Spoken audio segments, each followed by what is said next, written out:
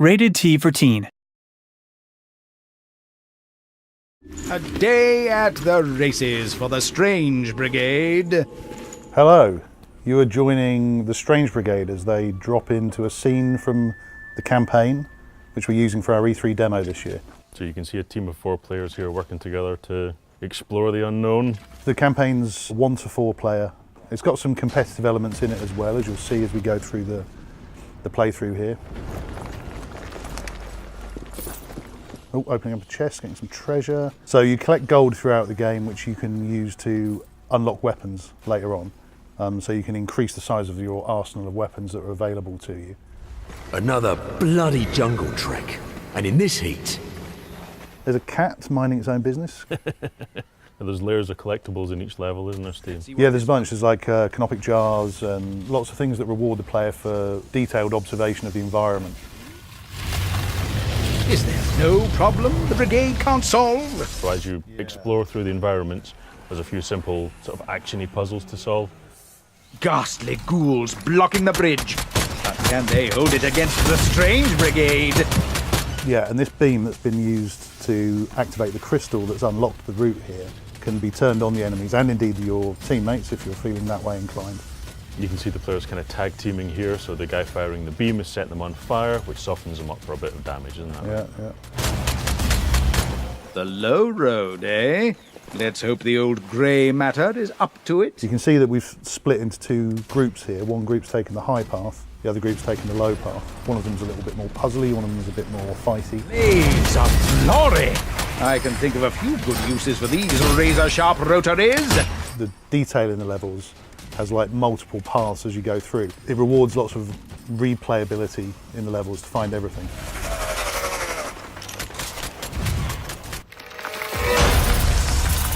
Nelson's ghost! Aye. What a convincing scream, Steve. Yeah, it's terrifying. I have seen it like several hundred times, and yet, you know, It fits well. Still gets me. All the tone, the enemies, all fits the sort of 1930s serial adventure, rompy adventure that the characters are on. the whole setting and theme of the game is based on these 1930s, 40s adventure serial matinee movies. So it's all deliberately kind of tongue-in-cheek and hokey. It's got a lot of sort of charm and fun. The emphasis is very much on not taking itself too seriously.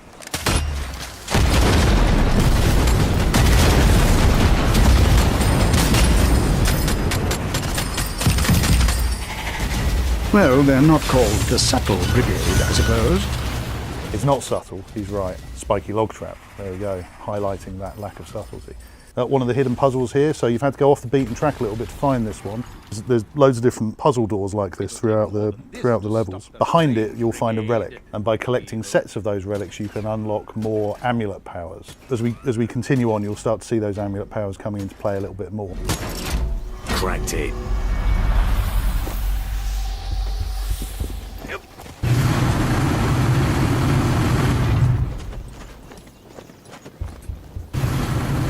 That'll look splendid on my mantelpiece. So we're about to see here the power gems being applied to the weapons. So each weapon has got a different number of slots, and you can use like damage upgrades, but also considerably different effects like ricocheting bullets or ice bullets or fire bullets. And as you unlock more and more powerful weapons, they come with more slots available. The big Gumbananza box! Here's the first of the prototype weapons, the exploding crossbow, which I think Gracie is going to demonstrate for us now.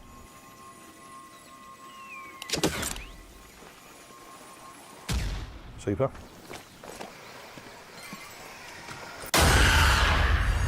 Yikes. See you up, right? You see a couple of amulet attacks here. So there was a 6-shooter with powerful bullets. And there's Langus, the Wrath of Ra, a kind of radial explosive fire wave. So solving one of the many puzzles in the game here as well. So this is kind of operating cooperatively, one person standing on a footplate to open the door, the other having to thread their way across a maze following the clues that are laid out in the room. So the more complicated puzzles are off the beaten track, aren't they? So if you want to play the game as a straight co-op shooter, you can do. If you want to explore the environments and find unlockables, give you cool new treasures. You can play that way as well. What we're hoping to see is people repeatedly playing these levels and discovering whole new areas that they've missed the first time around. And here's a nexus. So this is one of the systems where you're undermining Sateki's grasp over the environment by smashing these crystals.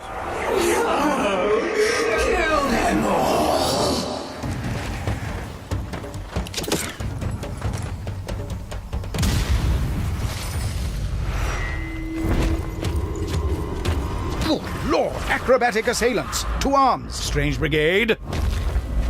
Introducing the ghouls, nasty, fast-moving, teleporting, horrible. There's Frank with a flamethrower there, that's particularly brutal. I say, they're coming out the ruddy walls now! Gracie's using the chain electricity attack there. Followed up by a grenade in the face. It's a good combo. So you can see the sort of pace of the game comes into its own in these great big fights where you've got amulet powers triggering, you've got prototype weapons doing loads of damage, you've got environmental traps, spinning blades, you've got grenades that players can throw. Because of the way that you charge up your amulets by sort of absorbing the souls from the enemies, the more of them there are, the faster the rate of the combat becomes, and so the intensity really ramps up quickly. Means there's a bit of competition there for souls as well. Yeah. And that's it, a very short section of one of our levels. Thanks very much for watching. Strange Brigade is available August 28th on Xbox One, PS4 and PC. What massive miscreation is this monstrosity? Darwin spectacles! How will our heroes get out of this one? Tune in next week to find out in another gripping installment of The Strange Brigade.